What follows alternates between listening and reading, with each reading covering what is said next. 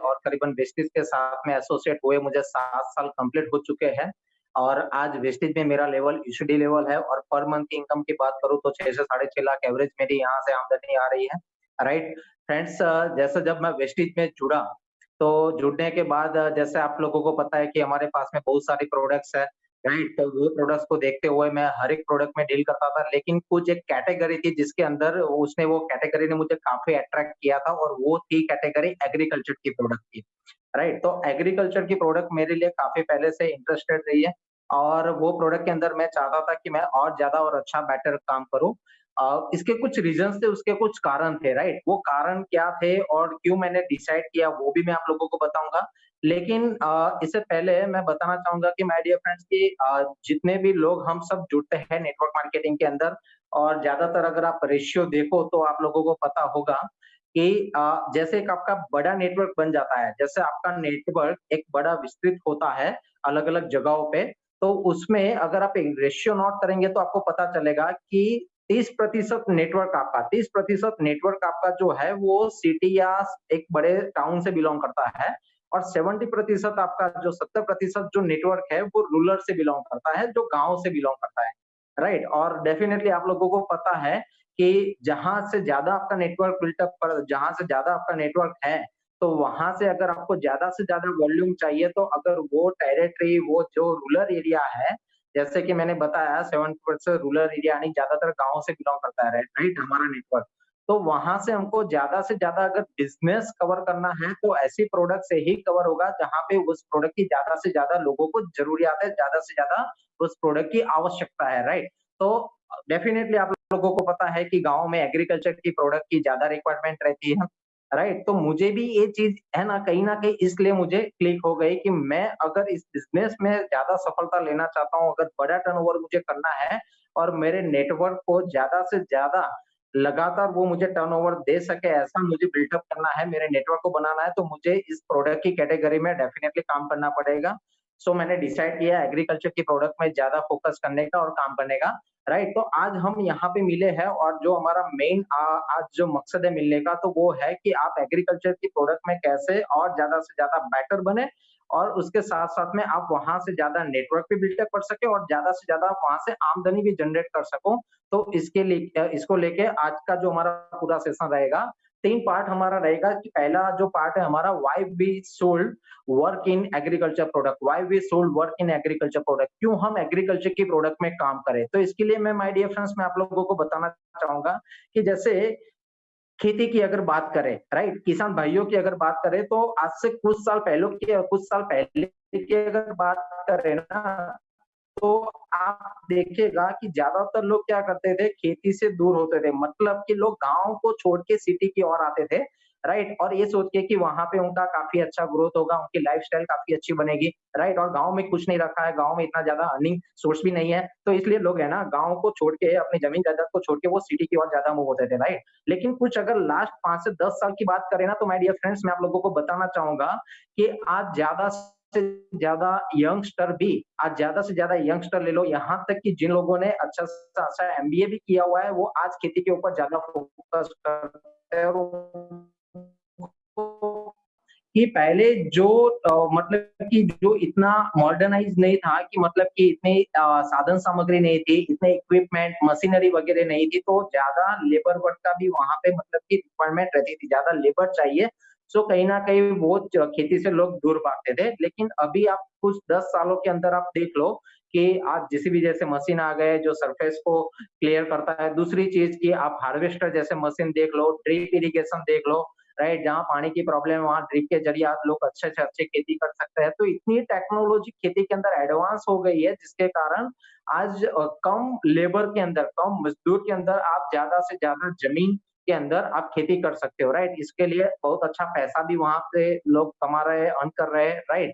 तो my dear friends कि आने वाला जो समय है, वो डेफिनिटली आप लोगों को पता होगा कि एग्रीकल्चर की अगर बात करें तो आज यंगस्टर भी एग्रीकल्चर के ऊपर ज़्यादा से ज़्यादा डाइवर्ट हो रहे हैं और उसको एक व्यवसाय के तौर पे ले रहे हैं, राइट? आज दूसरी चीज़ अगर मैं बताना चाहूँ तो माय डियर फ्रेंड्स कि आप देखिए कि अगर हम जिस देश में रहते हैं, इंडिया की अगर बात करें तो इंडिया के अंदर मेजर अगर देखा जाए ना, तो आज आप देखिए कि हमारी पूरी जो इकोनॉमी है, हमारा पूरा जो अर्थतंत्र है वो खेती के ऊपर निर्भर करता है। समझ में आ रहा है जो मैं क्या कह रहा हूँ? मतलब कि अगर कुछ ऐसे इलाके हैं, कुछ ऐसे स्टेट है, अगर मान लीजिए कि वहाँ पे बहुत ज़्यादा बारिश हो गई और वहाँ की फसल पूरी नष्ट हो गई, नुकसान हो गया, तो वहाँ का जो स्टेट की जो इकोनॉमी है ना, वो साल के दौरान डाउन रहेगी, राइट? कहने का मतलब है कि हमारा पूरा जो अर्थतंत्र है इंडिया का खेती के ऊपर निर्भर करता है, आप सभी लोग जानते हो, राइट? तो माय डियर फ्रेंड्स, कहने का मेरा मतलब यही है कि अगर खेती फेल होती है तो अर्थतंत्र भी फेल हो जाएगा उस दौरान, राइट? तो आज खेती के अंदर हमारा पूरा अर्थतंत्र डिपेंडेंट है, राइट? दूसरी चीज़ मैं बताना चाहूँगा कि जैसे कि मैं गुजरात में कई सालों से काम करता हूँ, तो रिसेंटली 1 साल पहले हमने एक डेटाबेस हमको एक मिला था गवर्नमेंट की साइड से कि आज गुजरात के अंदर पर्टिकुलरली सालाना सालाना करीबन 15 से 16 हज़ार करोड़ का एग्रीकल्चर प्रोडक्ट का कारोबार है। आप सोचिए माय डियर फ्रेंड्स, सालाना की मैं बात कर रहा हूँ, राइट? और ये भी खाली एक स्टेट की मैं बात कर रहा हूँ, अगर लाखों में होगा डेफिनेटली, राइट? तो माय डियर फ्रेंड्स कि इतना बड़ा पोटेंशियल है इसके अंदर। तो सोचिए अगर फॉर एग्जांपल मैं अगर ना तो ज्यादा से ज्यादा 3 से 4 करोड़ का, इससे ज्यादा नहीं। अगर मान लीजिए कि चलो और ज्यादा पकड़ लो तो 7 से 8 करोड़, इससे ज्यादा नहीं है। तो माय डियर फ्रेंड्स, आप समझ सकते हो कि कितना बड़ा पोटेंशियल है, राइट? तो मैं एक स्टेट की बात नहीं कर रहा हूँ, हर एक स्टेट में इतना पोटेंशियल है, राइट? तो आज एग्रीकल्चर की फील्ड में हमको इसलिए काम करना है कि वहां पे हम बहुत अच्छा और ज्यादा से ज्यादा बिजनेस कर सकते हैं। और दूसरी चीज कि हमारा जो नेटवर्क आगे जाके एक बड़ा नेटवर्क बनेगा, तो वो बड़ा नेटवर्क का एक पार्ट रहेगा ये रूरल एरिया, ये जो गांव है वो, राइट? और वहां पे सबसे ज्यादा जो चीजों की आवश्यकता रहती है और बार बार वो चीजों की आवश्यकता रहती है, वो एग्रीकल्चर की प्रोडक्ट रहती है। यानी कहने का मतलब कि अगर एक किसान मित्र, एक किसान भाई अगर आपके डाउन में जुड़ता है ना, तो हमारी एफएमसीजी प्रोडक्ट तो लेगा, हमारी सप्लीमेंट्स तो लेगा, लेकिन इससे ज्यादा उसकी प्रायोरिटी रहेगी एग्रीकल्चर की प्रोडक्ट के ऊपर, राइट? समझ रहे हो जो मैं क्या कह रहा हूँ? मतलब कि एग्रीकल्चर की प्रोडक्ट से आप वही किसान के घर से, मतलब कि वही किसान के जरिए से आप बार बार बड़ा टर्नओवर वहां से हासिल कर सकते हो, राइट? तो एक सबसे बड़ा फायदा है। दूसरी चीज कि आज आप देखिए कि ऑर्गेनिक, और अभी कोरोना वगैरह चल रहा है, आप सभी लोगों को तो पता ही है कि यहाँ तक कि गवर्नमेंट भी लोगों को एक यही मैसेज दे रही है कि भाई आप ऑर्गेनिक को प्रेफर करो, राइट? पेस्टिसाइड वाला, मतलब कि इससे जो प्रिपेयर किया जाता है, जो पर्टिकुलर ये फसल है, सब्जी वगैरह, उसको आप अवॉइड करो, राइट? तो आज गवर्नमेंट भी ऑर्गेनिक को प्रमोट कर रही है और लोग भी इतने अवेयर हो चुके हैं कि उनको पैसा खर्च करने के बाद भी ऑर्गेनिक फ्रूट्स है, वेजिटेबल है, वो अवेलेबल नहीं हो रहे हैं, राइट? तो आप डेफिनेटली कि एग्रीकल्चर की प्रोडक्ट रेंज में भी वही कंपनियों का आने वाला समय के अंदर बड़ा मार्केट बनने के लिए जाएगा, जो कंपनियां ऑर्गेनिक चीजें तैयार करती है, मतलब कि ऑर्गेनिक पर्टिकुलर दवाइयों का प्रिपेयर करती है, वही कंपनियों का आज बड़ा कारोबार वहां से निकल सकता है, राइट? तो माय डियर फ्रेंड्स, मेरे कहने का मतलब एक ही है कि आज यही सब कारण की वजह से आज अगर हम एग्रीकल्चर की लाइन पे फोकस करें, एग्रीकल्चर की प्रोडक्ट के ऊपर फोकस करें, तो डेफिनेटली हम बड़ा टर्नओवर वहां से हासिल कर सकते हैं, राइट? अब जो क्वेश्चन आता है कि भाई how to start work in agriculture products and benefits of wastage agriculture products, right?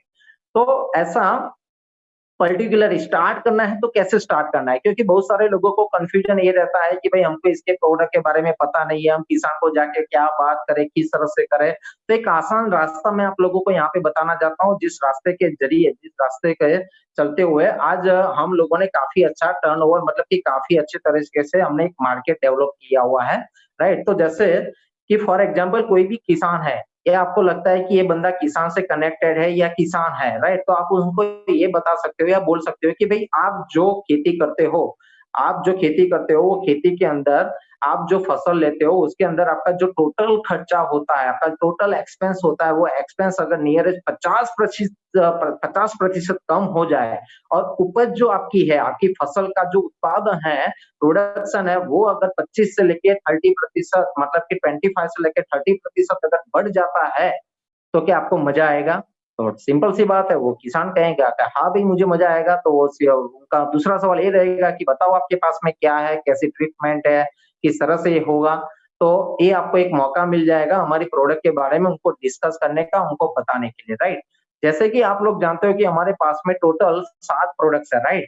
और 7 प्रोडक्ट्स की अगर बात करें तो वेस्टेज एग्री 82 है, ह्यूमिक है हमारे पास में, राइट? इसके साथ में हमारे पास में एग्री ह्यूमिक ग्रैन्युअल्स है, एग्री प्रोटेक है, एग्री मॉस है, एग्री नैनोटेक है, एग्री गोल्ड है, राइट। तो टोटल हमारे जो पास में 7 प्रोडक्ट्स है, वो 7 प्रोडक्ट्स किस तरह से किसान को फायदा देती है, किस तरह से उसको ज्यादा से ज्यादा बेनिफिट करवाते हैं, उसके बारे में हम बात करेंगे। माय डियर फ्रेंड्स, कि पहले एक बात समझ लीजिए कि एग्रीकल्चर के बारे में कुछ बेसिक जानकारी आपको होनी जरूरी है, और ऐसा नहीं है कि वो जानकारी लेने के बाद आप फील्ड में जाओ। कहने का मेरा मतलब है कि वो जानकारी आप घर बैठे अगर ले सकते हो, पॉसिबल है तो, लेकिन ज्यादा से ज्यादा अच्छी जानकारी अगर आप खेतों में जाना या किसानों से मिलना स्टार्ट करेंगे ना, तो आपको बेटर जानकारी वहां से और अच्छी जानकारी आपको वहां से आप पा सकते हो, राइट।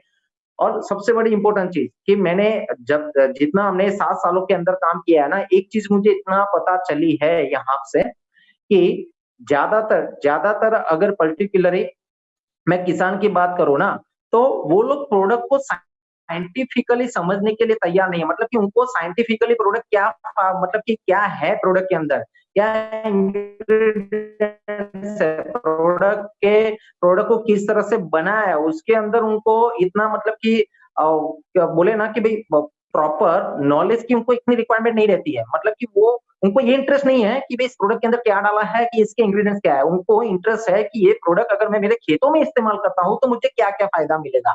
ये प्रोडक्ट अगर मैं मेरे जो भी आके उसके ऊपर मेरी जो भी फसल है, मैंने जो भी बोया उसके ऊपर अगर मैं अप्लाई करता हूँ तो मुझे क्या फायदा होगा, उसके ऊपर उनका इंटरेस्ट ज्यादा होता है, राइट।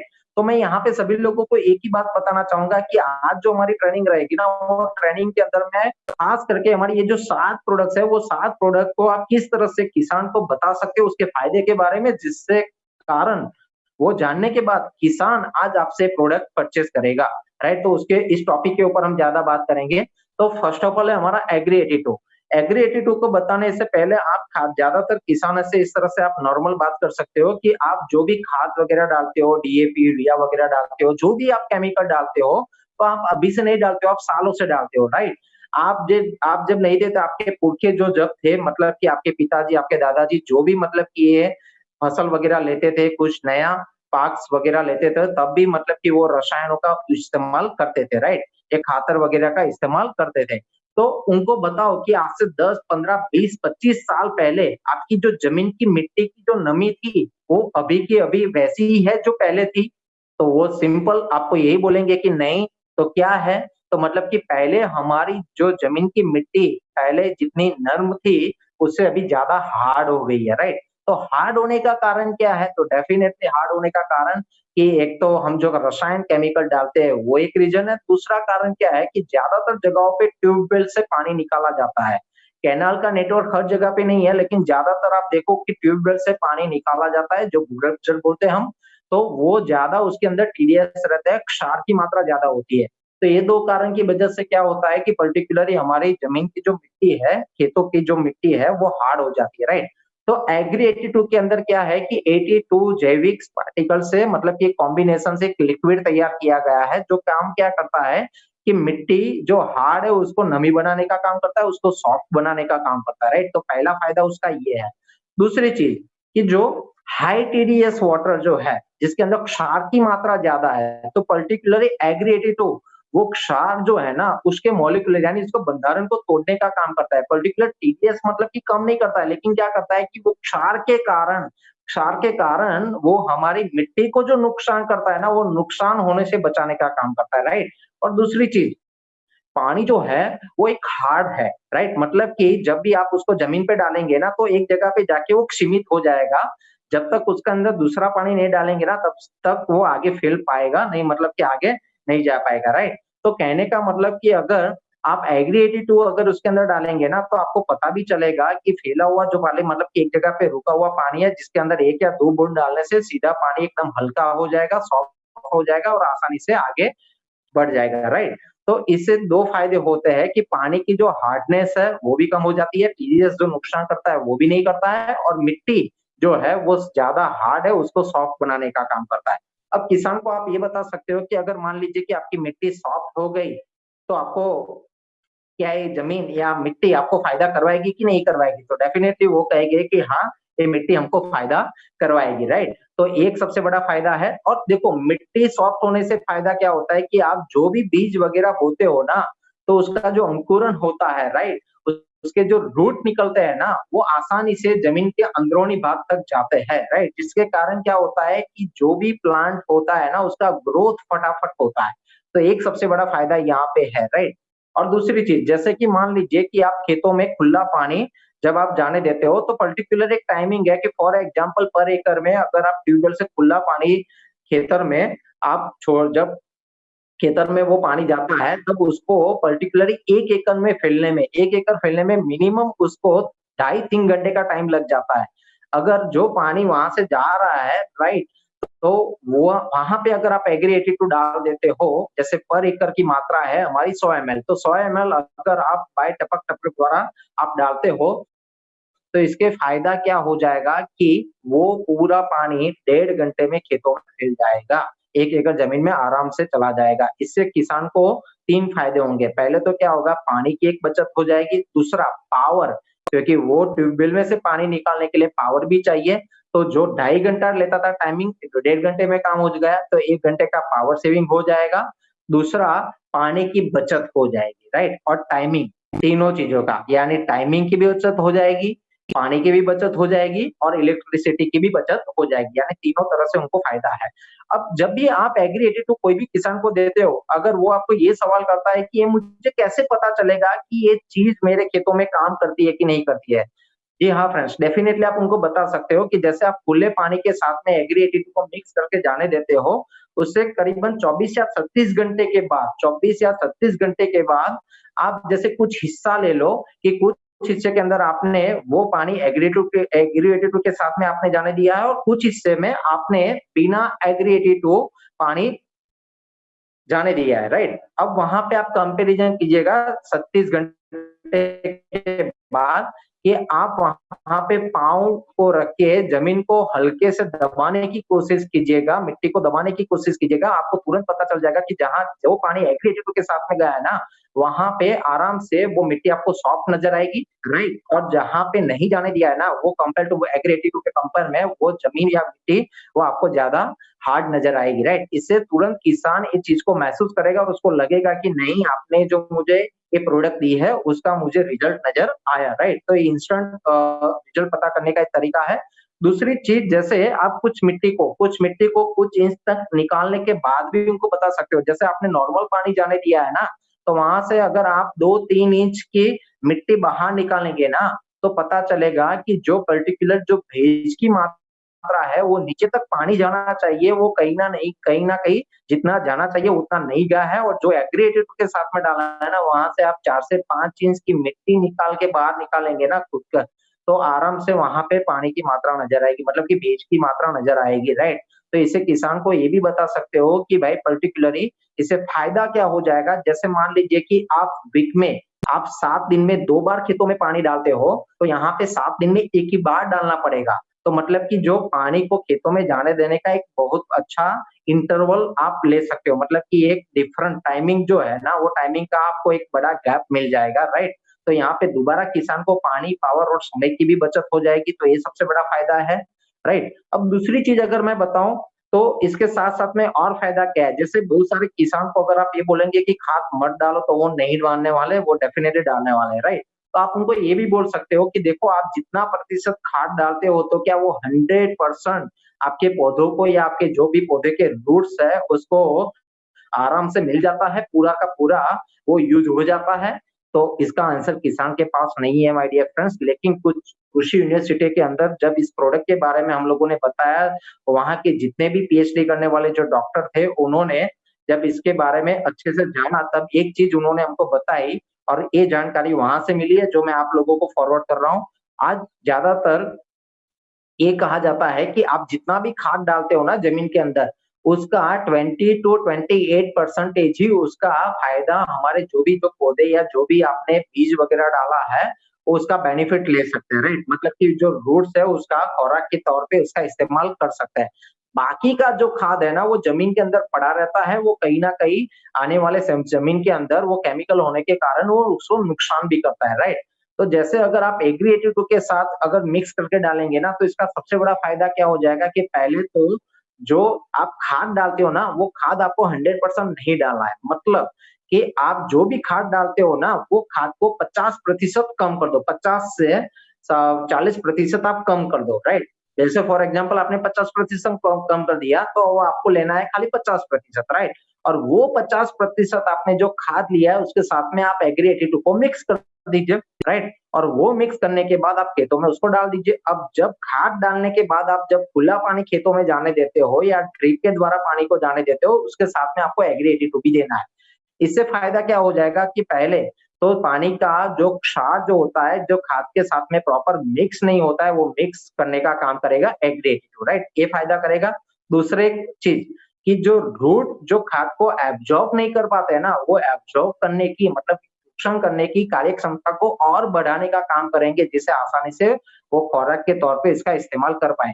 कहने का मेरा तात्पर्य एक ही है कि अगर आप 50% कम करके देंगे ना, 50% आप कम करके देंगे ना, तो माय डियर फ्रेंड्स, मैं बताना चाहूँगा कि आज हमको वो नतीजे मिले हैं कि जो रूट्स है ना, जो खाद आप डालते हो 50% कम किया हुआ, जो 100% डालने से खाली 20 टू 28% इस्तेमाल होता था, आज यहाँ पे 38 से लेके 42% इस्तेमाल हो जाएगा, राइट? तो इसे आपने जो खाद डाला है, तो आपको उसका बेनिफिट भी मिलेगा, फायदा भी मिलेगा और खाद का खर्चा भी आपका कम हो जाएगा, राइट? तो यहाँ पे आपको ये सबसे बड़ा फायदा मिलेगा।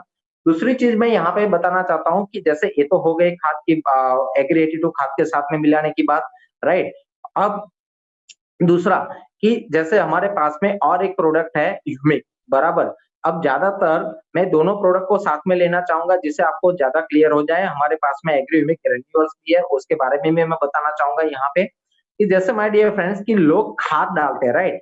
अब मैं यहाँ पे जैसे बहुत सारे किसान हैं, हमने उन लोगों को क्या किया जिनको हमारी प्रोडक्ट के ऊपर भरोसा था, विश्वास था, हमने कुछ ऐसे किसानों के ऊपर क्या किया कि हमने खाद डलवाया नहीं, मतलब कि जो डीएपी यूरिया डालते हैं वो डलवाया नहीं, उसकी जगह पे हमने हमारे ग्रैन्युअल्स का इस्तेमाल करवाया। तो ग्रैन्युअल्स इस्तेमाल करने से जो खाद डालते थे उसे काफ़ी अच्छा और बेटर परिणाम मिला और अच्छी फसल भी हुई, राइट? तो यहाँ पे बहुत सारे किसान को आप ये भी बता सकते हो कि एग्री 82 और हमारे एग्री ह्यूमिक ग्रैन्युअल्स है, इसका इस्तेमाल करने से आपको काफ़ी अच्छा बेनिफिट भी हो सकता है, राइट? अब जैसे कि किस तरह से आपको डालना है, किस तरह से आपको इस्तेमाल करना है, वो भी मैं यहाँ पे बताना चाहूँगा कि जैसे पर एकड़ अगर आप खाद के साथ में एग्री 82 मिक्स करके डालना चाहते हो, तो उसकी क्वांटिटी आप जो भी खाद लेते हो ना, वो खाद के साथ में आप एग्री 82 को मिनिमम 1 एकड़ का आप जो भी खाद लेते हो, उसके अंदर 50 से लेके 60 एमएल तक आप उसको प्रॉपर मिक्सिंग करके दे सकते हो। अगर आप चाहो तो 100 एमएल तक ज़्यादा से ज़्यादा ले सकते हो, लेकिन इससे ज़्यादा नहीं लेना है, राइट? खाद के साथ में मिक्स करने के लिए। जब भी खुला पानी डालते हो, खेतों में जाने देते हो, तब पर एकड़ के अंदर आपको 100 एमएल की मात्रा में एग्री 82 का इस्तेमाल करना है, राइट? तो ये चीज़ को आप ध्यान से समझ लीजिए। अब दूसरी चीज़ जैसे मैंने बताई कि आज हम लोग जो पर्टिकुलरली हमारे पास में ह्यूमिक ग्रैन्युअल्स भी है और ह्यूमिक भी है। तो पहले आप ध्यान से समझिए कि ह्यूमिक और ह्यूमिक ग्रैन्युअल्स क्या है? ह्यूमिक खाली ह्यूमिक नहीं है, ह्यूमिक एक पर्टिकुलर एसिड है जो ग्रोथ हार्मोन्स का काम करता है, जो पौधे को हाइट मतलब कि पौधे को जल्द से जल्द उसको डेवलप करने का काम करता है, उसको हाइट देने का काम करता है, विकसित करने का काम करता है, राइट?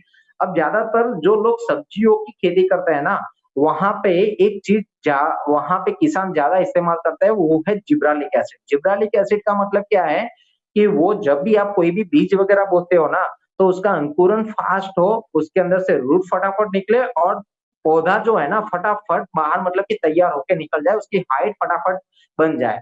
अब जो लोग जिब्रालिक एसिड इस्तेमाल करते हैं ना, वहाँ पे होता क्या है कि चलो पौधा आपने जब भी बीज डाला, फटाफट पौधा भी तैयार हो गया, लेकिन वहाँ पे प्रॉब्लम क्या है कि जिब्रालिक एसिड इस्तेमाल करने से वहाँ पे वो प्लांट के ऊपर जो फ्लावरिंग के जब जो स्टेज आएगा, फूल बैठने की जब अवस्था आएगी ना, तब जो क्वांटिटी में फूल बैठने चाहिए जितने, उतना बैठ नहीं पाएँगे, राइट?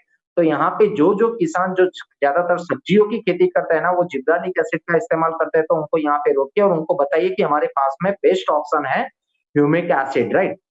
ह्यूमिक एसिड जैसे कैसे काम करेगा कि ह्यूमिक हमारा खाली ह्यूमिक नहीं है, ह्यूमिक और फॉल्विक का कॉम्बिनेशन है और साथ में 94% एक्वा बेस भी कंपनी ने हमको दिया हुआ है, राइट? ज्यादातर मार्केट में जो ह्यूमिक मिलते हैं ना माय डियर फ्रेंड्स, आप लोगों को मैं बताना चाहूंगा यहाँ पे कि मार्केट में जो ह्यूमिक मिलते हैं 98% के मिलते हैं, 96% के मिलते हैं, 95% के। अगर आप हमारी ह्यूमिक की बोतल देखेंगे ना, तो उसको उसके ऊपर आपको पता चलेगा कि 6% ह्यूमिक ही है, इसके अलावा और कुछ नहीं है, बराबर? तो यहाँ पे सबसे बड़ा सवाल ये आएगा कि जब आप किसान के पास में जाएंगे ना, तो किसान आपको ये पूछेंगे कि देखो, हम जो ह्यूमिक का पाउडर लाते हैं, हम जो ह्यूमिक के ग्रेन्यूल्स लाते हैं मार्केट में से, तो उसके अंदर ज्यादा से ज्यादा मात्रा ह्यूमिक की है। आपकी जो खाली 6% है, लेकिन हमारी जो क्वांटिटी है, हमारी जो ये बैग है या पाउडर है, उसके अंदर तो 96 ह्यूमिक है। तो वहां पे आप उन लोगों को बता सकते हो कि ये जितना 98% ह्यूमिक है ना, वो ज्यादा से ज्यादा ह्यूमिक जो पर्टिकुलरली केमिकल फॉर्म केमिकल है। और जितने भी उन लोगों को भी आप सवाल कर सकते हो कि आप लोगों को पता है कि ये ज्यादातर एक केमिकल वाला जो ह्यूमिक है वो आता कहाँ से है। माय डियर फ्रेंड्स, मैं बताना चाहूंगा कि इंडिया के अंदर ज्यादातर जो कंपनियां हैं जो ह्यूमिक पाउडर फॉर्म में बेच रही है, वो कंपनियों का ह्यूमिक का जो रॉ मटेरियल वो चाइना से इंपोर्ट होता है। और चाइना के लिए सिंपल सी बात है, चले तो चांद तक, नहीं तो रात तक, राइट। और अभी जैसे हमारे मोदी जी ने पता है कि भाई लोकल को आप अपनाओ, राइट। तो आज मैं बताना चाहूंगा कि हमारा ह्यूमिक ग्रेन्यूल्स, ह्यूमिक एसिड दोनों लोकल है और इंडिया में ही मैन्युफैक्चर होते हैं। और सबसे बड़ी चीज, हमारा जो ह्यूमिक है ना, वो जैविक ह्यूमिक है। और आज कोई भी, आज एग्रीकल्चर पे कोई भी जो पढ़ा लिखा बंदा है, जिन्होंने एग्रीकल्चर में डिग्री ली है, या कोई भी एग्रीकल्चर का साइंटिस्ट है, उनको अगर आप जाके पूछेंगे ना, तो वो यही कहेंगे कि जैविक ह्यूमिक का जो मात्रा है वो 3% से लेके 7% के बीच में ही रहता है। तो हमारे ह्यूमिक एसिड के अंदर 6% ह्यूमिक का इस्तेमाल किया गया है, बाकी का एक्वाबेज है और फॉल्विक का कॉम्बिनेशन है, राइट।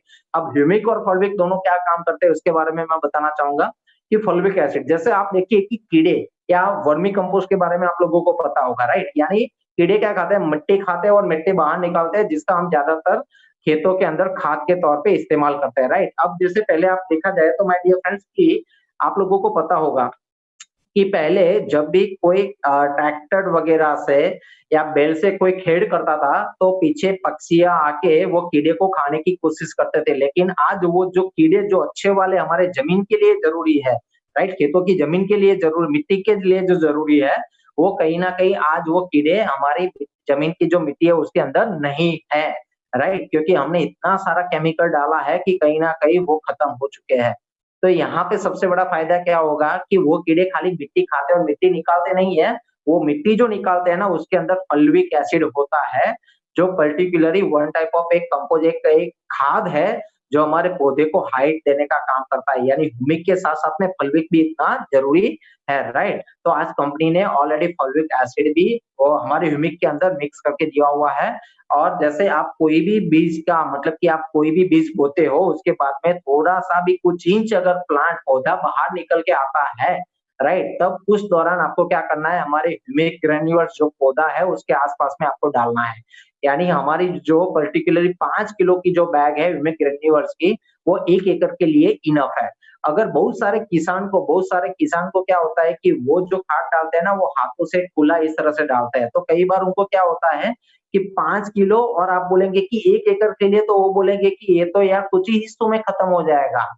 क्योंकि वो क्या है कि मतलब कि ये छोटे हाथों से वो डालते हैं। तो आप उनको बता सकते हो कि अगर आपको इसकी क्वांटिटी बढ़ानी है, तो आप क्या करो, मिट्टी ले लो, मिट्टी के साथ में हमारा 5 किलो एग्री ह्यूमिक का जो ग्रेन्यूल्स है उसको मिक्स कर दीजिए। और आप जितनी क्वांटिटी बनाना चाहते हो उतनी क्वांटिटी आप बना सकते हो 1 एकड़ के लिए। दूसरा जरिया ये है कि आप क्या कीजिए कि आप जो भी गाय भैंस का जो गोबर है, सूखा हुआ जो गोबर है, वो गोबर का पाउडर बना लीजिए या गोबर ले लीजिए, उसके साथ में हमारा 5 किलो एग्री ह्यूमिक ग्रेन्यूल्स है वो मिक्स कर दीजिए। और मिक्स करने के बाद आप खुले हाथों से खेतों में डाल सकते हो, राइट। इस तरह से भी आप उनको बता सकते हो, तो इससे काफी आसान हो जाएगा उनका इस्तेमाल करने का तरीका, और क्वांटिटी भी हमारी 5 किलो की उनको कम नहीं लगेगी, राइट। अब जैसे इसका फायदा क्या मिलेगा कि अब जब खुला पानी वो खेतों में जाने देंगे, राइट, तब एग्री 82 को मिक्स करना है। और एक चीज को खास ध्यान रखिए माय डियर फ्रेंड्स कि जहां जहां पे जो जो किसान को आप हमारे एग्रीकल्चर के प्रोडक्ट के बारे में बताते हो और वो लेने के लिए तैयार होते हैं, तो उनको ये बोले कि जितना पानी आप खेतों में जाने देते हो ना, वो हर एक पानी के अंदर अगर आप एग्री 82 का इस्तेमाल करेंगे ना, तो आपको बहुत बढ़िया और अच्छा बेनिफिट मिलेगा, राइट। तो ये जरूरी है, जिससे क्या होगा कि नो डाउट ग्रेन्यूल्स के अंदर तो एग्री 82 है ही ऑलरेडी, लेकिन अगर वो पानी के द्वारा जाएगी तो पानी को भी ज्यादा फायदा दिलवाएगी, राइट। तो ये सबसे बड़ा फायदा है, राइट। जिससे आपको जिब्रालिक एसिड का आपको ऑप्शन मिल गया, वहां पे अब आपको जिब्रालिक एसिड इस्तेमाल करने की जरूरत नहीं है, राइट। दूसरी चीज मैं यहाँ पे बताना चाहूंगा माय डियर फ्रेंड्स कि अब जब ये पौधा तैयार होगा, बड़ा होगा, तब डेफिनेटली उसके अंदर ज्यादा से ज्यादा फ्लावर भी आएंगे और आप जो भी सब्जियां फलों की खेती करते हो उसके अंदर आपको अच्छा खासा प्रोडक्शन भी मिल पाएगा, राइट। तो ये सबसे बड़ा फायदा है। दूसरी चीज, एक कंपेरिजन के लिए मैं बताना चाहूंगा माय डियर फ्रेंड्स कि मार्केट में जितने भी केमिकल फॉर्म के ह्यूमिक मिलते हैं ना, जहां पे उनका इस्तेमाल किया जाता है स्प्रे के अंदर, तो वहां पे जो फलों की खेती करते हैं ना उसमें और ज्यादातर सब्जियों की खेती में भी ये लागू होता है। वहां पे क्या होता है, जो हनी बी मधुमक्खियां जो हम बोलते हैं ना, आज फलों की खेती के अंदर और सब्जियों के अंदर जब फूल बैठने की जब अवस्था होती है ना, उसी दौरान ज्यादा से ज्यादा परागरज कणों को या परागरज को ट्रांसफर करने के लिए पर्टिकुलरली मधुमक्खियां यानी हनी बी की ज्यादा जरूरत पड़ती है, राइट। तो उस दौरान की अगर बात करें ना, तो अगर आपने जो केमिकल ह्यूमिक का स्प्रे किया है तो डेफिनेटली वहां पे आपको मधुमक्खियां नजर नहीं आएगी, राइट। और वहां से अगर आपने बाहर से मतलब कि पेटी ला दी और रखने की भी कोशिश की ना, तो भी वो जो मक्खियां है वो टेक नहीं पाएगी, राइट। वो वहां से या तो मर जाएगी या तो वहां से निकल जाएगी, राइट। तो आज जो जो लोग हमारे जो फ्रूटिंग का जो पर्टिकुलरली जो खेती करते हैं, जो फ्रूट्स की खेती करते हैं, तो आज उनके और से हमको ये भी जानने का मिला है कि आज हमारा ह्यूमिक का स्प्रे करने से ज्यादा ये जो मधुमक्खियां है वो आती है, राइट। इससे क्या होता है कि उनको बाहर से पेटी या वो वगैरह लाने की आवश्यकता नहीं रहती है और ज्यादा से ज्यादा फूलों की क्वांटिटी पौधे के ऊपर बैठती है, राइट। तो ये सबसे बड़ा फायदा उनको हो जाता है, राइट। जैसे कि अनार जैसे फ्रूट ले लो, तो वहां पे क्या होता है कि मादा फूल, राइट, मादा फूल की ज्यादा रिक्वायरमेंट रहती है, नर फूल बैठते हैं तो उसको गिराना पड़ता है, राइट। तो ऐसे केसेस में अगर आपने हमारा जैविक ह्यूमिक इस्तेमाल करवाया तो वहां पे आपको फायदा ये मिलेगा कि मादा फूल की क्वांटिटी ज्यादा मिलेगी, नर फूल की क्वांटिटी कम रहेगी, राइट। तो ये किसान के लिए कहीं ना कहीं बहुत फायदेमंद है, क्योंकि वहां से आप अच्छा खासा फ्रूट का प्रोडक्शन ले सकते हो, राइट। तो ये सबसे बड़ा फायदा है। दूसरी चीज कि आज जो हमारा लिक्विड ह्यूमिक है उसका आप स्प्रे में इस्तेमाल कर सकते हो। स्प्रे के लिए 15 लीटर का जो हमारा पंप आता है, ज्यादातर आप लोगों को पता होगा कि किसान 15 लीटर का पंप इस्तेमाल करते हैं स्प्रे करने के लिए। आज बहुत सारी जगह पे आप देखते होंगे कि सैनिटाइज करने के लिए लोग अपने पीछे पंप लगाते हैं, वो सेम वही पंप 15 लीटर का जो रहता है उसके अंदर अगर आपको क्वांटिटी डालनी है एग्री82 की तो 10 ml डाल दीजिए, ह्यूमिक की क्वांटिटी डालनी है तो ह्यूमिक लिक्विड की क्वांटिटी डालनी है तो 30 ml डाल दीजिए। ये बढ़िया कॉम्बिनेशन रहेगा आपको पर्टिकुलरली प्लांट को अगर ग्रोथ देने के लिए। अगर आप बाहर से जैसे एटमोस्फियर से आप उसको प्रोटेक्ट करना चाहते हो तो आप बाहर से भी उसको इस तरह से स्प्रे में आप दे सकते हो, राइट। तो ये सबसे बड़ा तरीका हो गया। दूसरी चीज मैं बताना चाहूंगा माय डियर फ्रेंड कि आज सीड ट्रीटमेंट, बहुत सारे किसान सीड ट्रीटमेंट करते हैं, राइट। सीड ट्रीटमेंट क्या होती है, जैसे हमारे जो भी बीज वगैरह होते हैं ना, हम जमीन में डालने से पहले उसको हम कुछ केमिकली प्रोसेस करते हैं। कुछ ऐसे मान लीजिए कुछ लोग केमिकली प्रोसेस करते हैं, कुछ लोग ऐसे होते हैं जो जैविक तरीके से उसको प्रोसेस करके जमीन में डालते हैं यानी बोते हैं, राइट। तो ऐसी दौरान अगर इस दौरान अगर आप भी हमारी ये ट्रीटमेंट से मतलब कि एग्री82 और ह्यूमिक से आपने बीज को ट्रीट करके अगर आपने जमीन में डाला, तो वहां का जो पर्टिकुलरली जो स्ट्रक्चर बनेगा, मतलब कि बीज जो अंकुरित होगा, तो उसके रूट्स भी ज्यादा से ज्यादा मजबूत और स्ट्रांग होंगे और वहां से जब पौधा जब बड़ा होगा तो वो पौधा और जो मतलब की जो पकड़ है रूट की और पौधे की वो भी स्ट्रांग रहेगी, राइट। और सिंपल सी बात, इसके लिए मैं ज्यादातर एक एग्जांपल देता हूँ मेरी हर एक मीटिंग में। वो एग्जांपल शायद आप किसान को भी दे सकते हो। जैसे मान लीजिए कि दो गर्भवती महिला है, एक गर्भवती महिला को आप फॉर एग्जांपल जंक फूड खिलाते हो, लाइक पिज्जा है, समोसा है, कचौरी है या दाबेली वगैरह, ऐसा कुछ भी जंक फूड खिलाते हो, राइट। और 9 महीने तक लगातार आप यही खिलाते हो। और एक जो गर्भवती महिला है उसको आप है ना दाल चावल रोटी सब्जियां फ्रूट वगैरह वही खिलाते हो, तो डेफिनेटली जो बच्चा जब आएगा,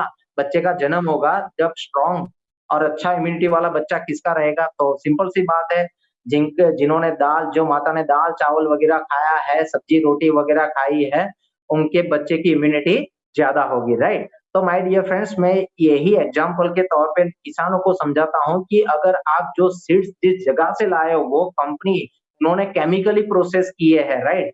तो अगर दूसरी चलो केमिकली प्रोसेस नहीं किए है तो पर्टिकुलरली वो जो बीज है वो कोई किसान ने तो तैयार किए है ना, तब जाके वो कंपनी के द्वारा आपके पास में आया है। तो वही किसान ने वो सीड्स को तैयार करने के लिए उन्होंने जो पर्टिकुलरली जो फसल के अंदर ढेर सारा केमिकल डाला है, तो ये सीड्स की क्वालिटी क्या रहेगी। अब चलो बच्चा तो जैसा आना था वैसा आ गया, लेकिन अगर आप उसको अच्छे से खाना खिलाएँगे, मतलब कि अभी से आपने उसको सब्जियाँ, फल वगैरह खिलाना चालू कर दिया, तो डेफ़िनेटली जो इम्यूनिटी डाउन है, तो वो इम्यूनिटी उनकी बढ़ सकती है, राइट? तो वैसे भी अब जो सीड जैसा आना था, अब जो बीज जैसा आना था आपके पास में आ गया।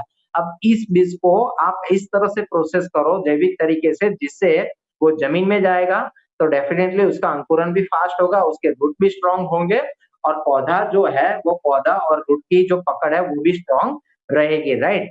तो इसको लेके आप 1 किलो का जो बियारण होता है, उसके अंदर क्या कीजिए, 5 एमएल एग्री-82 ले लीजिए और 10 एमएल ह्यूमिक ले लीजिए। चाहो तो आप 5 एमएल एग्री-82, 5 एमएल ह्यूमिक भी ले सकते हो, लेकिन ह्यूमिक अगर आप ज़्यादा मात्रा में लेना चाहते हो, तो ज़्यादा से ज़्यादा उसको 10 एमएल तक ले सकते हो, इससे ज़्यादा आपको लेना नहीं है।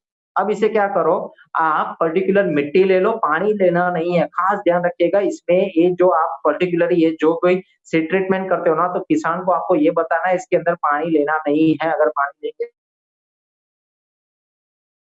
हैं, मिट्टी के अंदर ये दोनों लिक्विड 5-5 एमएल मिक्स कर दो और मिट्टी को बराबर प्रॉपर मिक्स कर दो। अब जो मिट्टी है थोड़ी-सी गीली हो जाएगी, अब जो भी बीज है ना, वो मिट्टी के अंदर प्रॉपर मिक्स कर दो। प्रॉपर मिक्स करने के बाद आप जो भी है, जैसे फैन वगैरह है या खुली हवा आती है, वहाँ पे थोड़े उसको आप 5-6 घंटे के लिए वहाँ पे आप रख दीजिए, जिससे पर्टिकुलर ये पूरे ड्राई हो जाएँगे। अगर आपको मान लीजिए कि थोड़ा हल्का-सा पानी लेने की आवश्यकता है, तो लीजिए, लेकिन लेने के बाद आपको क्या करना है, जैसे क्या हो जाएगा कि पूरा पानी एब्ज़ॉर्ब हो जाएगा, राइट? वो मतलब कि ड्राई रहेगा, दूसरे दिन आप सुबह अर्ली मॉर्निंग में आप ज़मीन में डाल दो, तो इससे आपकी जो सीड ट्रीटमेंट जो जैविक तरीके से होनी चाहिए, वो डेफ़िनिटली हो जाएगी, राइट? तो इस सीड ट्रीटमेंट के अंदर भी आप किसान को इस तरह से आप रिकमेंड कर सकते हो, राइट? अब दूसरी चीज़, जैसे मैंने आपको ह्यूमिक के बारे में बताया, राइट? अब जैसे उसके बाद में क्या होता है कि पर्टिकुलर आप देखिए कि जो कम मौसमी बारिश होती है, उसके अगर बारे में बात करें, तो ज़्यादातर क्या होता है कि जो हम केमिकल डालते हैं ना, उसके कारण ये सब समस्या, ये सब दिक्कत, परेशानी वगैरह होती है, राइट? लेकिन आप केमिकल डालेंगे ही नहीं, तो पर्टिकुलरली आपकी जो फसल है, आपका जो पाक है, आपका जो भी प्लांट है, पौधा है, उसको कुछ भी नुकसान नहीं होगा, राइट? अब मेन जो चीज़ आती है, आपने देखा होगा कि बहुत सारे गाँव में आप जाते हो ना, तो वहाँ पे लोग ड्रिप का इस्तेमाल करते हैं, राइट? तो जो लोग ड्रिप का इस्तेमाल करते हैं ना, वहाँ पे क्या होता है कि पानी के अंदर जो ट्यूबवेल का पानी है, उसके अंदर क्षार की मात्रा ज़्यादा होने के कारण क्या होता है कि कहीं न कहीं पर्टिकुलरली वो पाइप के अंदर क्षार जमा होने के कारण, डिपॉज़िट होने के कारण क्या होता है कि पानी रुक जाता है, पानी का जो प्रवाह आगे बढ़ना चाहिए, वो नहीं बढ़ पाता है, राइट? तो उसको साफ करने के लिए पर्टिकुलरली उनको सल्फ्यूरिक एसिड का इस्तेमाल करना पड़ता है और वो एसिड पाइप के द्वारा कहीं न कहीं साफ करने के कारण वो खेतों में ही जाता है और खेतों की जो मिट्टी है, उसको भी नुकसान ही करता है, राइट? तो आप उनको ये कह सकते हो कि अगर आप एग्री 82 का इस्तेमाल करते हो ना, तो आपको ज़िंदगी में कभी आपकी जो ड्रिप की जो पाइप है, राइट? उसके अंदर आपको कभी सल्फ्यूरिक एसिड का इस्तेमाल करना ही नहीं पड़ेगा। मतलब कि आपकी जो पाइप है, वो साफ-सुथरी रहेगी, राइट? क्योंकि वहाँ पे क्षार जो डिपॉज़िट होता है, वो होने नहीं देगा, राइट? तो यहाँ पे दूसरा एक सबसे बड़ा फायदा ये हो जाएगा। अब ड्रिप के अंदर क्या है कि आप लोगों को पता है कि गवर्नमेंट सब्सिडी देती है, लेकिन वन टाइम सब्सिडी देती है। अब ये पाइप अगर कुछ सालों के बाद वो ब्लैक कलर की होती है, टेम्परेचर भी ज़्यादा, मतलब कि वो पाइप वगैरह जलती है, तो उसके कारण क्या होता है कि आगे जाके वो ज़्यादा हार्ड हो जाती है और फट भी जाती है और क्रैक भी हो जाती है। लेकिन अगर आप एग्री 82 का इस्तेमाल करेंगे बार-बार, तो इससे क्या होगा कि वो पाइप सॉफ्ट भी रहेगी, ज़्यादा टेम्परेचर के कारण भी मतलब कि वो हार्ड नहीं होगी। तो यहाँ पे एक दूसरा फ़ायदा इसका ये भी है, राइट? तो एग्री 82 के बहुत सारे फ़ायदे हैं और देखो माय डियर फ्रेंड्स कि मैं ये बताना चाहूँगा कि अगर आप सब प्रोडक्ट में डील नहीं कर सकते तो कोई टेंशन नहीं है, आप खाली एग्री 82 में डील करो।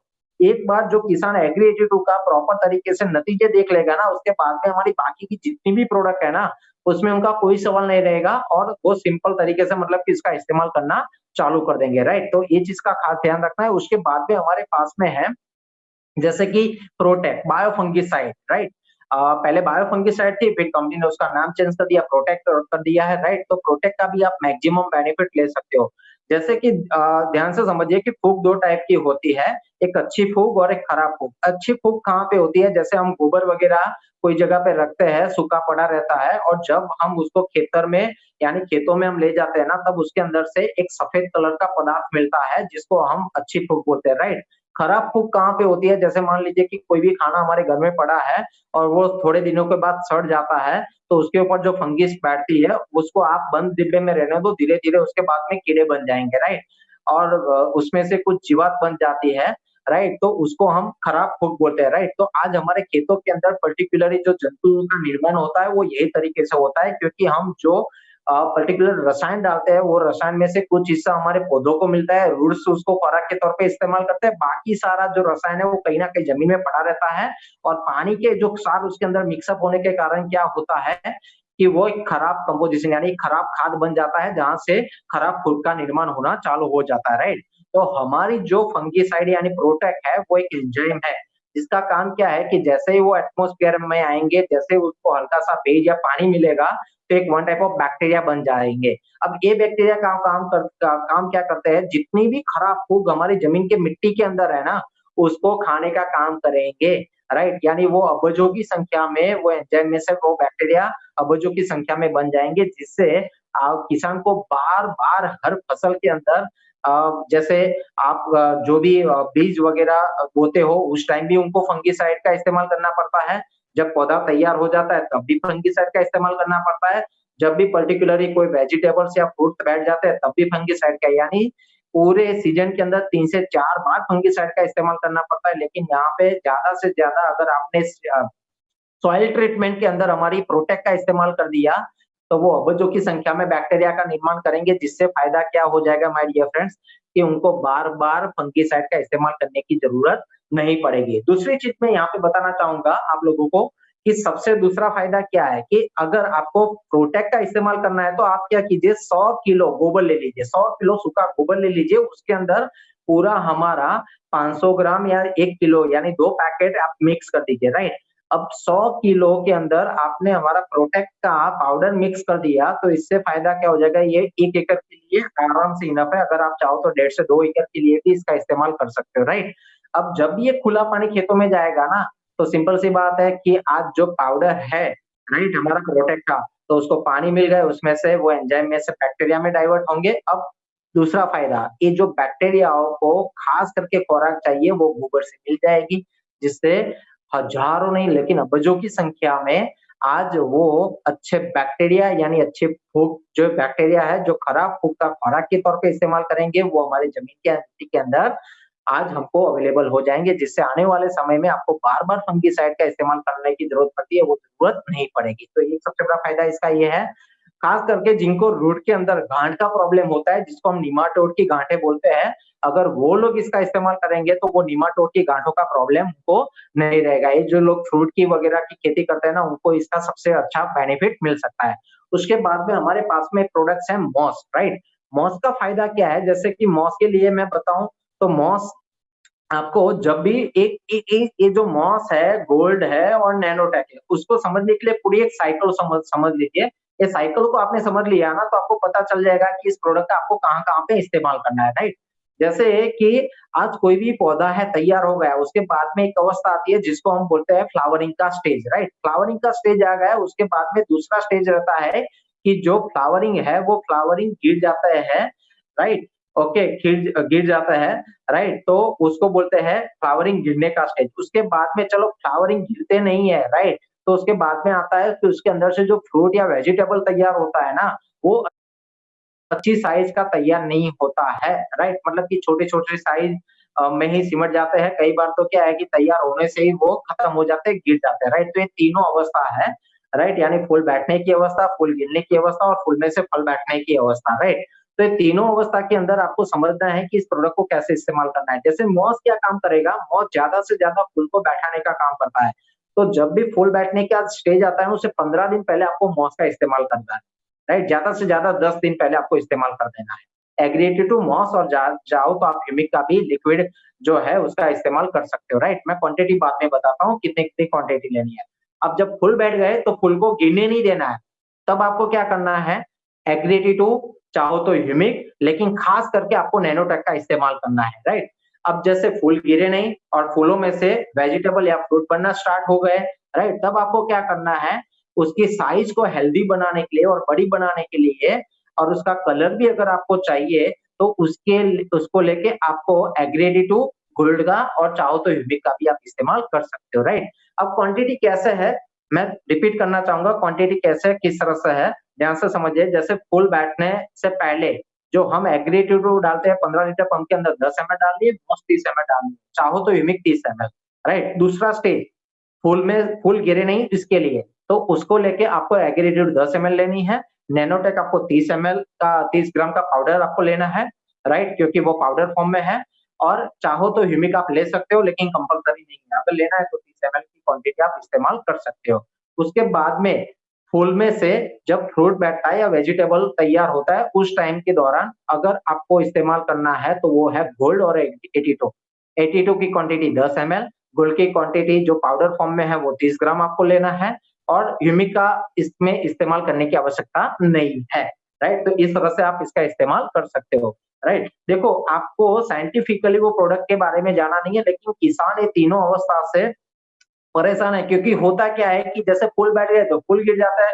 सबसे बड़ी प्रॉब्लम कि पौधा बड़ा अच्छा है, लग रहा है हेल्दी लेकिन फूल नहीं बैठ रहा है। तो उस दौरान आप किसान को इस तरह से मॉस का फायदा, मॉस किस तरह से बेनिफिट देती है वो आप समझा सकते हो, राइट? फूल गिरते हैं तो आप उसको नैनोटेक का फायदा बता सकते हो। चलो फल बैठ गए लेकिन साइज नहीं मिल रही है तो आप उनको गोल्ड का फायदा बता सकते हो। इस तरह से आप हमारी सब एक प्रोडक्ट की रेंज के बारे में उनको बता सकते हो, राइट? तो आपको इस तरह से हमारे प्रोडक्ट के बारे में किसानों को बताना है और किसान ज्यादातर साइंटिफिकली नहीं जाते हैं, वो प्रोडक्ट के फायदे और उनको क्या-क्या फायदे दिलवाता है उसके ऊपर ज्यादा उनका फोकस रहता है और उनको इंटरेस्ट ही उसमें रहता है। तो इसके बारे में आपको ज्यादा से ज्यादा उनको बताना है, राइट? ओके, तो चलो माय डियर फ्रेंड्स, तो ये तो ये हो गया प्रोडक्ट का, राइट? अब कुछ चीजें मैं बताना चाहूंगा कि ज्यादा से ज्यादा हमारे इंडिया के अंदर कोहरा सबसे बड़ा परेशान करता है। कोहरा यानी ठाड़ जाकर जो भी आप बोलो, राइट? अगर उस दौरान आपको जैसे सर्दियों के मौसम में ज्यादा कोहरा रहता है और ज्यादातर फसल हमारी जो होती है ना वो सर्दियों के मौसम में ज्यादा होती है, राइट?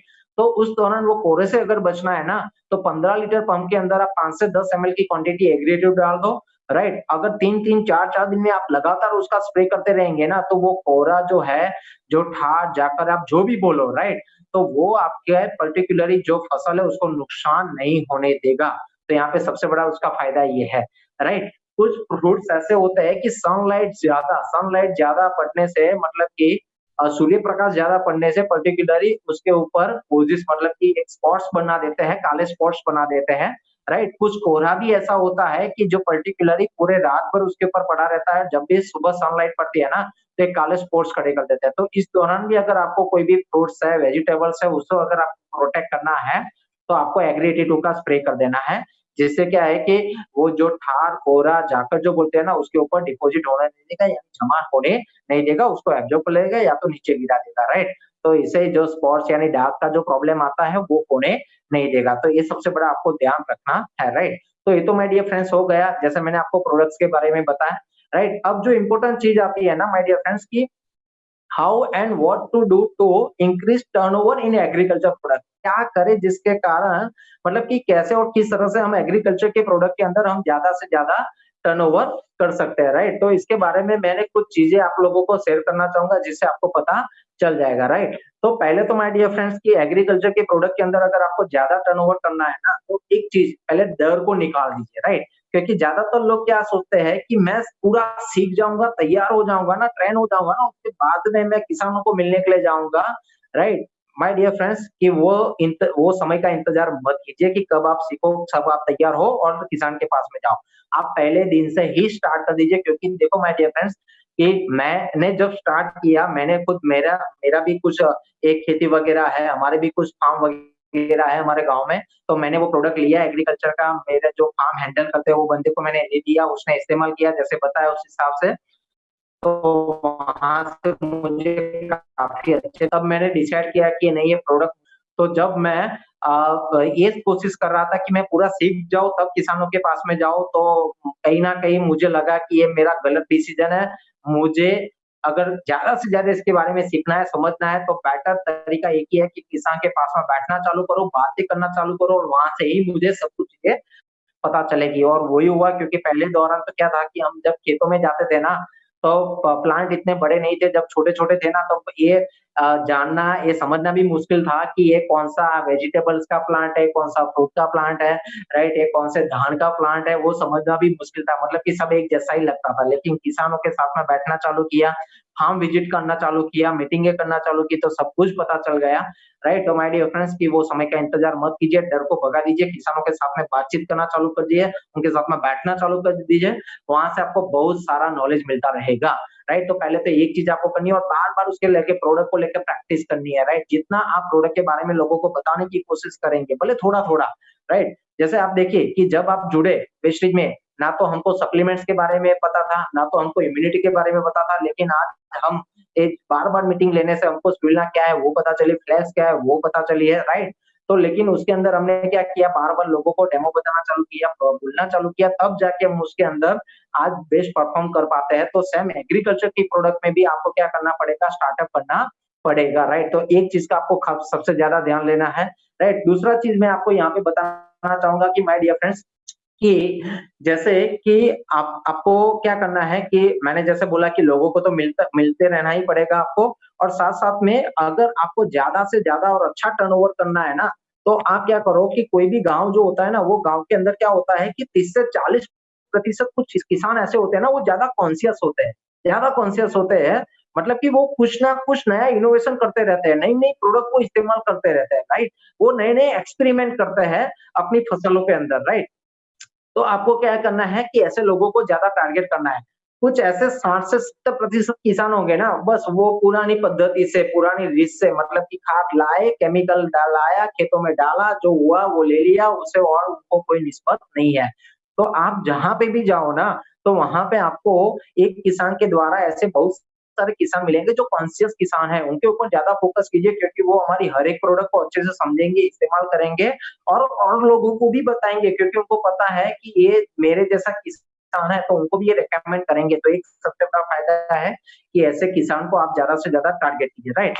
दूसरी चीज़ कि जैसे मैंने बताया कि भई ज़्यादातर ऐसे कॉन्शियस खेडूत जो होते हैं ना, वो धान की खेती नहीं करते हैं, वो वेजिटेबल्स और फ्रूट की ही ज़्यादातर खेती करते हैं, फार्मिंग उसका ही करते हैं।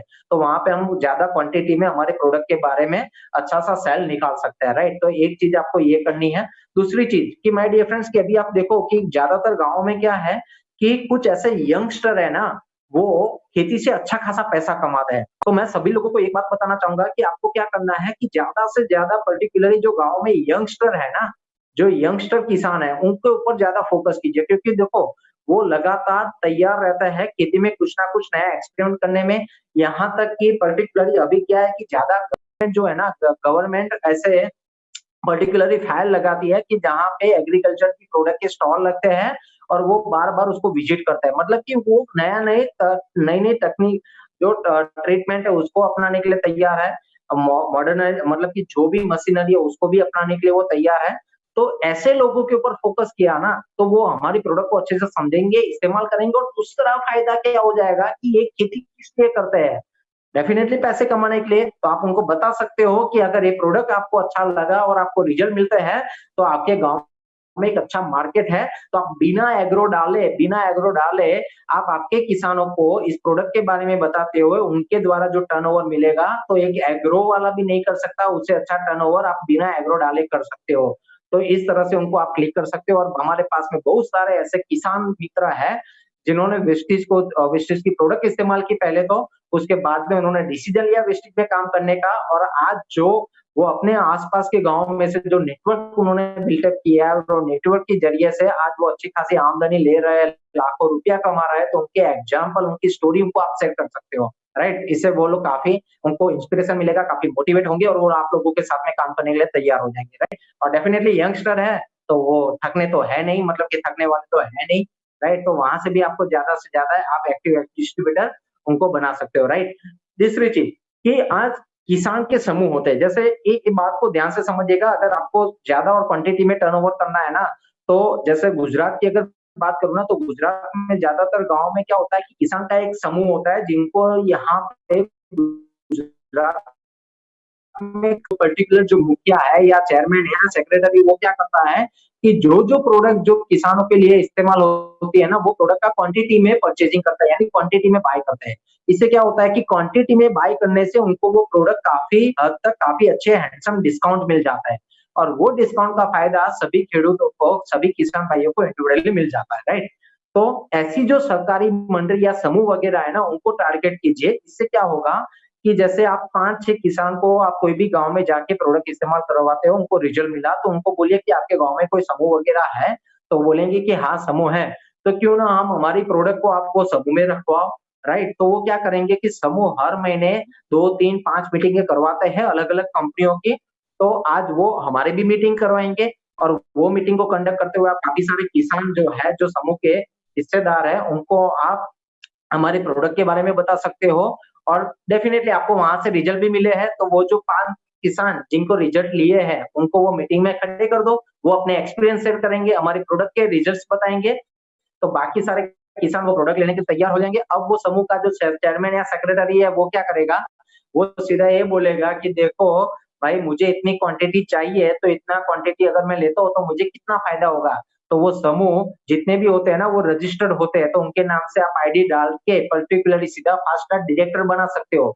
यहाँ पे गुजरात में हमने बहुत सारे ऐसे समूह हैं, जिनको फास्ट ट्रैक डायरेक्टर बनाया हुआ है और वो सीधा 2.5 लाख, 3 लाख का सीधा एग्रीकल्चर की प्रोडक्ट का परचेजिंग करते हैं, राइट? और उनको सीधा 80 से 90 हज़ार रुपए का फ़ायदा हो जाता है, राइट? तो ये चीज़ भी आप उनको बता सकते हो, यहाँ से अच्छा खासा टर्नओवर भी ले सकते हो, राइट? दूसरी चीज़ कि देखो माय डियर फ्रेंड्स कि हमारे जितने भी फ्रूट्स और वेजिटेबल्स के जो फार्मर है ना, जो हमारी प्रोडक्ट इस्तेमाल करते हैं, उनको मार्केट के कंपेयर में मार्केट में जो वही जो फ्रूट्स और वेजिटेबल आते हैं ना, उसके कंपेयर में उनको अच्छा रेट मिलता है। क्यों? क्योंकि पर्टिकुलरली हमारे जो वेस्टेज एग्रीकल्चर प्रोडक्ट से जो फ्रूट्स और वेजिटेबल प्रिपेयर करते हैं, तैयार करते हैं ना, उनका टेस्ट पूरा डिफरेंट रहता है, अलग रहता है और अच्छा रहता है, राइट? क्योंकि वो ऑर्गेनिक है और व्यापारी जो होता है, जो परचेजिंग करता है, जो फ्रूट या खरीदारी करता है वेजिटेबल, उनको क्या चाहिए? अच्छी चीज़ें चाहिए क्योंकि होता क्या है माय डियर फ्रेंड्स कि उनको मार्केट में अच्छे चीज़ें लेने वाले हैं, लेकिन अच्छी चीज़ें उनको किसानों के द्वारा मिलती नहीं है, राइट? तो मैं बताना चाहूँगा कि यहाँ पे हमारे जितने भी डिस्ट्रीब्यूटर हैं, उन सभी लोगों को कि आपको क्या करना है कि हमारे जितने भी फार्मर हैं, जो हमारे प्रोडक्ट इस्तेमाल करते हैं ना, उनको जो भी फ्रूट वगैरह की फार्मिंग करते हैं या वेजिटेबल्स उनको बोलिए कि आप उसका टेस्ट कीजिए और उसका टेस्ट जो नॉर्मल जो मार्केट में जो और फ्रूट आते हैं मार्केट के अंदर, उससे कंपेयर में काफ़ी अच्छा और बढ़िया होगा, राइट? तो यहाँ पे हमारे किसान भाई जो वेस्टेज की एग्रीकल्चर की प्रोडक्ट इस्तेमाल करते हैं ना, उनको 10 से 15% का ज़्यादा उनको रेट मिलता है, राइट? और डेफिनिटली प्रोडक्शन तो मिलता ही है ज़्यादा से ज़्यादा, लेकिन रेट भी ज़्यादा मिलता है। तो दो तरफ़ा उनको फ़ायदा हो गया, राइट? अब ऐसे जो फ्रूट्स और वेजिटेबल परचेज़ करने वाले जो भी व्यापारी है ना, आप उनका भी कॉन्टैक्ट कर सकते हो क्योंकि उनको ऐसी चीज़ें, अच्छी चीज़ें, राइट? अच्छे फ्रूट्स अच्छे वेजिटेबल्स और ज़्यादातर ऑर्गेनिक वो ज़्यादा क्वांटिटी में फ्रूट्स और वेजिटेबल के व्यापारी को भी आप डिस्ट्रीब्यूटर बना सकते हो क्योंकि वो सुबह 6 बजे या 4 बजे उठ के सभी परचेज़ करने के लिए जाते हैं, अलग-अलग फार्म की विज़िट करते हैं। क्यों करते हैं? क्योंकि उनको भी पैसा कमाना है, तो आप उनको भी डिस्ट्रीब्यूटर बना सकते हो और उनके द्वारा नए-नए किसान को भी आप टच कर सकते हो, राइट? सीड्स के जो व्यापारी है, क्योंकि सीड्स का जो व्यापारी है ना, वो ये चाहता है कि भई मैं जिसको सीड्स देता हूँ ना, वो किसा वो किसान की फसल भी अच्छी हो, राइट? उसका प्रोडक्शन भी ज़्यादा बढ़े, राइट? तो वो डेफ़िनेटली अगर प्रोडक्शन ज़्यादा बढ़ा और ज़्यादा से ज़्यादा प्लांट भी उसका हेल्दी रहा पूरी सीज़न में, तो वो क्या करेगा कि अगली बार और किसानों को इस सीड्स के बारे में बताएगा। तो जो सीड्स का व्यापारी है, वो भी चाहता है कि अपना टर्नओवर बढ़ाने के लिए, तो सीड्स के व्यापारी को भी आप इस तरह से कन्विंस कर सकते हो कि देखो अगर आपने आपके किसानों को हमारी प्रोडक्ट सीड्स ट्रीटमेंट के ज़रिए अगर इस्तेमाल करवाना चालू किया, तो आपका सीड्स का क्वालिटी और बेटर हो जाएगा, अच्छा रिजल्ट भी मिलेगा किसान को और डेफिनिटली आपको आने वाले समय में और नए ऑर्डर्स और किसानों के मिल सकते हैं। तो सीड्स के व्यापारी को भी आप डिस्ट्रीब्यूटर बना सकते हो, उनके ज़रिए नए किसानों को आप टच कर सकते हो। ड्रिप इरिगेशन क्योंकि अभी देखो गवर्नमेंट ने ड्रिप के ऊपर हर एक स्टेट वालों ने है ना सब्सिडी देना चालू कर दिया है, राइट? तो आज हर एक किसान परेशान है क्योंकि बार-बार ट्यूबवेल को रिपेयर करना, ये करना, ज़्यादा पानी की क्वांटिटी खेतों में जाने देने के कारण आज ड्रिप एक ऐसा ज़रिया है कि जहाँ पे कम पानी में अच्छी से अच्छी फसल किसान ले सकता है। तो ड्रिप के अंदर जो सब्सिडी मिल रही है, तो ड्रिप के जितने भी एजेंट हैं, उनको आप टारगेट कर सकते हो, राइट? दूसरा चीज़, आज ज़्यादातर कंपनियों ने क्या किया है, ज़्यादातर कंपनियाँ क्या करती है कि कुछ सीज़न होती है ना, वो सीज़न के अंदर क्या होता है कि कुछ यंगस्टर जिन्होंने एग्रीकल्चर का स्टडी किया है, ऐसे यंगस्टर को कुछ महीने के लिए वो हायर करते हैं। 3 महीने या 4 महीने के लिए वो हायर करते हैं और 3-4 महीने में उनको 15-20 हज़ार की सैलरी देते हैं और तो कुछ गाँव की उनको टेरिटरी दे देते हैं, वहाँ पे टर्नओवर करने के लिए, राइट? तो माय डियर फ्रेंड्स कि आप ऐसे स्टूडेंट या ऐसे जो भी फ्रेशर है उनको टारगेट कर सकते हो, उनको बता सकते हो कि देखो 3-4 महीने के बाद क्या किसान के साथ में रिश्ता आप बनाते हो, किसान के साथ में ट्यूनिंग आप अच्छा बनाते हो, उसके बाद में आप कंपनी को प्रेजेंट करते हो, किसान तो कंपनी के ओनर को भी नहीं देखता है, राइट? वो तो आपको देखते हुए आपकी कंपनी के प्रोडक्ट इस्तेमाल करता है, राइट? तो यहाँ पे आपको क्या हुआ 3-4 महीने आपने मेहनत की, किसान को आपने प्रोडक्ट इस्तेमाल करवाया, उसके बाद में क्या कंपनी ने टर्नओवर कर दिया, किसान ने प्रोडक्ट इस्तेमाल कर दिया, आप बैठ गए घर पे, राइट? अब बाद में तनख्वाह कहाँ से आएगी? सैलरी कहाँ से आएगी? तो ऐसे लोगों को आप करियर ऑप्शन दिखा सकते हो विस्टीज के द्वारा और उनको बोलिए कि किसानों के साथ में आपकी रिश्तेदारी अच्छी है, आपका ट्रेडिंग अच्छा है, तो आप किसान को वो कंपनी की जगह पे ये कंपनी की प्रोडक्ट दीजिए, जिससे आपको बार-बार यहाँ से लगातार पैसा आता रहेगा और आपका एक खुद व्यवसाय यहाँ पे क्रिएट हो जाएगा, आपका एक बिज़नेस यहाँ पे अच्छा-सा बन जाएगा, राइट? तो इस तरह से आप उनको किसान को भी बता सकते हो, राइट? और जैसे कुछ चीज़ें माय डियर फ्रेंड्स है कि जैसे आप क्वांटिटी की अगर बात करें कि हर एक किसान को प्रॉब्लम क्या होती है कि जैसे वो पंप में जो इस्तेमाल करेंगे तो पर एकड़ हमारी सब जो प्रोडक्ट्स है उसका खर्चा कितना रहेगा? अगर जो धान की बात करें ना, धान खाली धान में ज़्यादातर आपको क्या इस्तेमाल करना है एग्रीडेटिव, ह्यूमिक और बायो फंगिसाइड अगर ज़रूरत पड़े तो बाकी इसके अलावा ग्रेन्यूल्स इसके अलावा और कुछ ज़्यादा आपको धान के अंदर इस्तेमाल करने की ज़रूरत नहीं है, राइट? जैसे गेहूँ है, जैसे बाजरा है, ज्वार है, उसकी अगर हम बात करें तो राइट? ओके। तो पर्टिकुलर धान के अंदर इतना पर एकड़ के अंदर ज़्यादा से ज़्यादा अगर आप खर्चे की अगर बात करें ना, तो ज़्यादा से ज़्यादा 1000 से लेके 1200 या 1500 इससे ज़्यादा खर्चा नहीं होगा। और अगर फंगिसाइड का इस्तेमाल करते हैं, तो 2000 इससे ज़्यादा खर्चा नहीं होगा, राइट? अगर आप वेजिटेबल्स या फ्रूट की जो फार्मिंग करते हैं ना, उनको अगर आप बताओ, तो उसके अंदर एवरेज बाकी की भी फसल को आप कवर कर सकते हो कि एवरेज अगर पर एकड़ का जो खर्चा रहेगा, अगर हमारी सब प्रोडक्ट आप इस्तेमाल करते हो ना, तो ज़्यादा से ज़्यादा 2500 से लेके 3000 रुपए का पर एकड़ का खर्चा रहेगा। अगर मान लीजिए कि 3000 का भी खर्चा पकड़ते हैं फॉर एग्ज़ाम्पल अगर वो हर एक प्रोडक्ट का अच्छे से स्प्रे करता है, राइट? और 1 या 2 बार वो फसल से मतलब कि वो जो प्लांट है उसमें से 2 या 3 बार वो सब्जियों की फसल लेता है, राइट? तो एवरेज जो खर्चा रहेगा वो 3000 से 3500 इससे ज़्यादा नहीं रहेगा, राइट? मान लीजिए कि आप 3000 पकड़ लीजिए, तो 3000 में आप 75 एकड़ ज़मीन अगर आप जो ज़मीन के किसान हैं, 75 एकड़ ज़मीन के जो किसान हैं, अगर उसको आपने कवर कर दिया, तो 75 एकड़ ज़मीन में हमारी 3000 रुपए की एवरेज पर एकड़ ट्रीटमेंट जाएगी, तो 75 एकड़ में 2,30,000 का टर्नओवर हो गया। तो आराम से आपको डायरेक्टर तो निकल जाओगे, राइट? समझ में आ रहा है ना मैं क्या कह रहा हूँ? मतलब कि आप 75 एकड़ वाले किसान जो मान लीजिए कि कोई किसान के पास में 5 एकड़ ज़मीन है, कोई किसान के पास में 10 एकड़ ज़मीन है, तो आज हमारे बहुत सारे डिस्ट्रीब्यूटरों ने ये भी किया है कि 5 एकड़ वाला भी ट्रीटमेंट इस्तेमाल कर रहा है, 10 एकड़ वाला भी इस्तेमाल कर रहा है। तो ऐसे एक सीज़न के अंदर अलग-अलग किसानों के उन्होंने पास में गए, प्रोडक्ट इस्तेमाल करवाई, अब दूसरे सीज़न में वो क्या करते हैं, सब किसान को इकट्ठा करते हैं और बोलते हैं कि देखो अगर आपकी सबको मिला के 75 एकड़ ज़मीन होती है और 75 एकड़ के अंदर एवरेज 1 एकड़ का खर्चा 3000 तो आपका टोटल टर्नओवर होगा, ये जो भी प्रोडक्ट आप परचेज़ करेंगे वो 2,30,000 की होगा और 2,30,000 की प्रोडक्ट में आपको मिनिमम रिटेल प्रॉफिट के साथ में 80 से 90,000 का फ़ायदा हो जाएगा। तो सोचिए आपकी प्रोडक्ट कितने कम रेट में आपको पड़ेगी, यानी कितना आपको फ़ायदा मिलेगा। तो ऐसे किसानों को भी इकट्ठा करते हुए आज हमारे बहुत सारे डिस्ट्रीब्यूटर कुछ गाँव के अंदर से 1 या 2 3 ट्रैक्टर चाहूँगा कि आप ज़्यादा से ज़्यादा इसका बेनिफिट लीजिए और एक डर निकाल दीजिए, किसानों के साथ में बैठना चालू कर दिए, बात करना चालू कर दीजिए और हमारे प्रोडक्ट के बारे में ज़्यादा से ज़्यादा लोगों को बताते हुए आप अच्छा खासा टर्नओवर यहाँ से निकाल सकते हो और आपके लेवल को भी मेंटेन कर सकते हो और दूसरी चीज़ मैं बताना चाहूँगा कि आप देखिए वेस्टेज में बहुत सारी प्रोडक्ट्स है, वेस्टेज में बहुत सारी प्रोडक्ट्स है। लेकिन आज एग्रीकल्चर का ही एक सेगमेंट ऐसा है कि जहाँ पे लोग क्वांटिटी बाय करते हैं, क्वांटिटी में बाय करते हैं, राइट? मतलब कि यहाँ पे डायरेक्टर एग्रीकल्चर में काम करेंगे तो डायरेक्टर बनना आसान है, सिल्वर डायरेक्टर बनना भी आसान है और स्टार डायरेक्टर का लेवल भी मेंटेन करना है ना कार्बन के लिए तो वो भी आपके लिए आसान है, राइट? तो माय डियर फ्रेंड्स ज़्यादा से ज़्यादा किसानों के पास में जाइए, उनके बात कीजिए, डर को निकाल दीजिए और इस ट्रेनिंग का मैक्सिमम बेनिफिट लोगों को दिलवाइए